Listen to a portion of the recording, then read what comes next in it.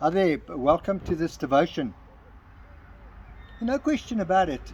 Most of us men live in this, I know mode. In this, I'll get to it, but not right now mode. You see, we know it's important. We've just convinced ourselves that we've got a lot of time. And because life is busy right now, I'll get around to it later. When things slow down a bit and it drives Phyllis up the wall.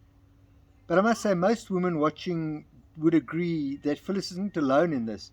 Most of us guys, we are not on top of our DIY stuff at home. And the interesting thing is that some of us treat our commitment to God the same way. Some believe they can have a relationship with God, you know, some other time. We'll change our ways, but later. We'll get around to actually living out our faith. Just not right now. And as disturbing as it sounds, it's true. I've heard people argue and argued with people that there's plenty of time. They will make a serious commitment to live out their faith, but right now, not right now. When things are better, or when things are ready. But what if there is no later? What if this day today is our last day? I mean, it can't possibly be, can it? I mean, waking up this morning was like waking up yesterday.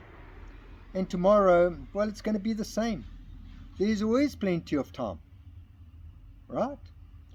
Well, Peter wrote that God's right now restraining God's self because God loves you and me. And this is in 2 Peter chapter 3. God's holding back the end times because God doesn't want anyone lost.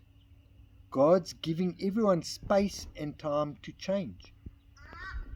But Peter warned, it won't last forever. When the day of judgment comes, it'll be unannounced.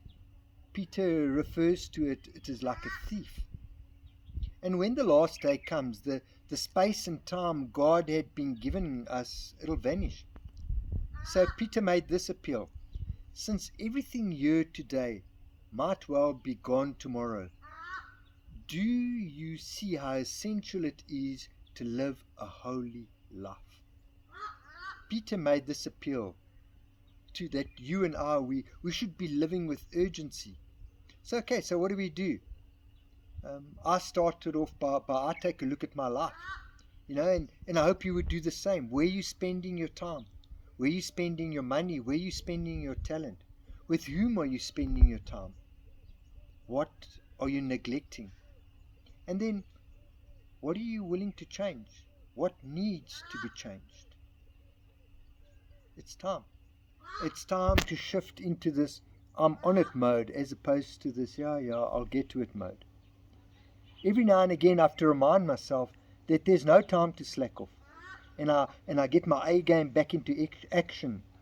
And I want to encourage everyone to get into this I'm on it mode because time is not on our side. I know it sounds melodramatic, but I really want to encourage everyone to treat life as precious, to treat life with a sense of urgency. And I hope the Spirit of God shows you how precious life is and how to treat your life in line with your gifts that God has for you. Until we meet again, God bless.